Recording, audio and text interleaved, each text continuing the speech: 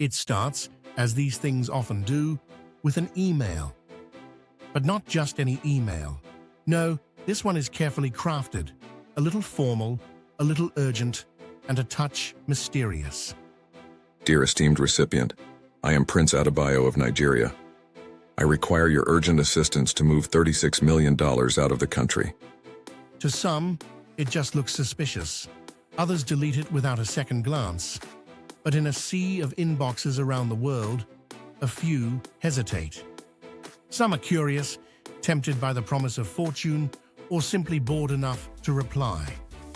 And in doing so, they begin one of the strangest, most enduring dances in the history of the internet, the Nigerian prince scam. That's only the popular name, of course.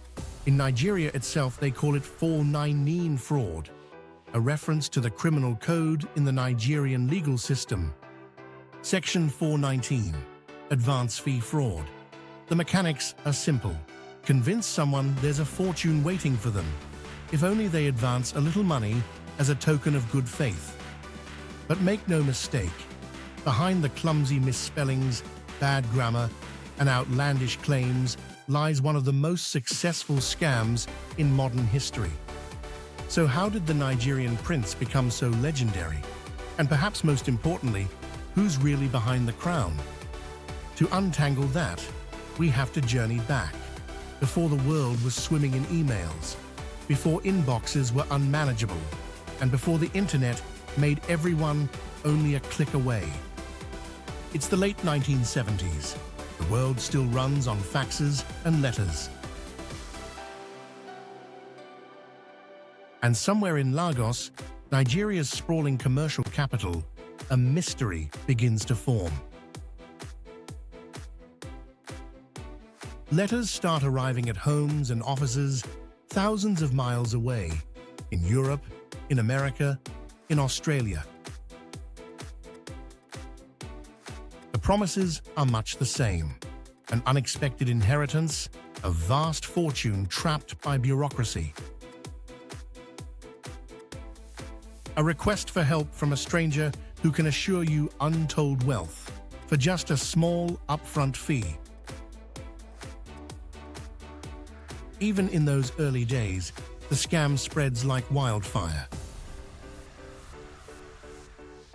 These early 419 schemes are sophisticated. The letters are paper, the envelopes are real, the stamps sometimes forged or pilfered. The marks, wealthy businessmen, doctors, lawyers, are singled out for their presumed greed. The returns are solid, sometimes in the thousands, sometimes far more. But things are about to change. Enter the 1990s, and with them, the dawn of the internet revolution. Email democratizes the scam. What once took days and expense now takes seconds and is practically free. There's a man, let's call him Emeka, one of the pioneers of this new enterprise. He's in his early 20s and more tech-savvy than most. In the cyber cafes of Lagos, he sits hunched over a rented PC. His English is good, but he keeps his spelling mistakes in on purpose. After all, the goal is not to catch everyone, just the willing few. His emails go out by the thousands every morning. The world, in digital form, is suddenly wide open. Only the most gullible, or the most greedy, will reply. But to me, every response is a potential goldmine. The messages are clumsy, transparent, almost laughable to the average observer. Why so obvious? Well, that's by design. Only the most willing will respond. And sometimes, the gold comes easily. The requests start small, maybe $50, maybe $200. But the amounts grow. Soon, thousands are wired, carefully funneled through money transfer services that are hard to trace. By 2002, the FBI estimates that Nigerian advance fee fraud is costing victims around the world over $100 million per year. Some estimates put it closer to $500 million. The image of the Nigerian prince is now a mainstay of late-night jokes. But the reality is not so amusing. Victims lose life savings. Some even travel to Nigeria in search of their treasure, only to vanish, never to be seen again. Authorities scramble to keep pace. Task forces are set up in London, Washington, Lagos. Arrests are made, but the web is hard to untangle. And the scammers are always one step ahead, blending old-school social engineering with the new power of global connectivity. But Emeka is just one small part of a much larger machine. What looks like individual scammers working alone is actually a sophisticated business enterprise. At the top sits the chairman, the organizer who rarely touches a keyboard himself. He takes his cut from every successful scam, managing the business like any other enterprise. Below him are the supervisors, the Yahoo boys who've proven themselves successful enough to train others. Remember, patience is key. Build trust first, then slowly increase the amounts.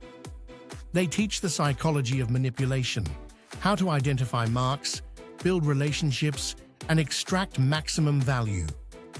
Victims are categorized and tracked. Their weaknesses are documented, their responses analyzed. My dear friend, I understand your concerns, but time is running out. My father's enemies grow closer each day. What the victim sees as desperation, the scammer sees as calculated manipulation. The money flows through a network of accomplices, students, taxi drivers, anyone willing to collect transfers for a fee. The profits are divided according to rank. The chairman takes 40%, supervisors get 30%, the actual scammers split the rest. Success in the 419 business brings status symbols, flashy cars, gold chains, designer clothes. They become local celebrities in certain circles, admired for their ability to hammer, scammer slang for hitting it big. But as their success grows, so does international attention. Governments begin to take notice.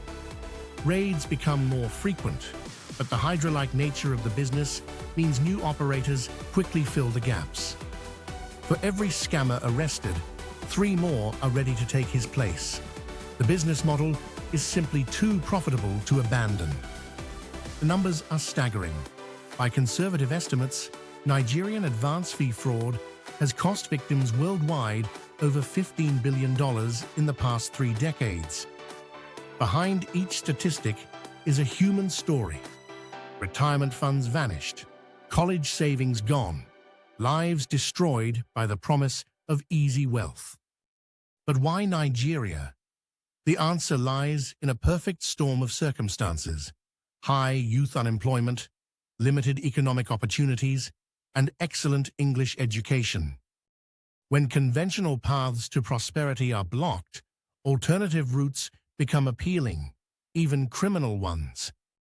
Governments have tried to crack down. The Economic and Financial Crimes Commission was established in Nigeria specifically to combat 419 fraud. Yet the scammers adapt faster than the law. Email gives way to social media. Letters become text messages. Romance scams replace princes. The fundamental psychology remains unchanged: the exploitation of human greed, hope, and the desire to believe in unexpected fortune. Looking back, I tell myself we were just taking advantage of people's greed. But I know now, we were stealing dreams, destroying lives. And yet somewhere in Lagos tonight, someone just like the young Emeka sits at a rented computer, crafting another email. The cycle continues because the fundamental human weaknesses it exploits, greed, hope, desperation, are as old as humanity itself. The Nigerian prince may be a joke to most of us now, but for every 1,000 who laugh, there's still one who believes, and that's all it takes. The crown may be fake, but the kingdom it built, on human weakness and digital connection remains very real indeed.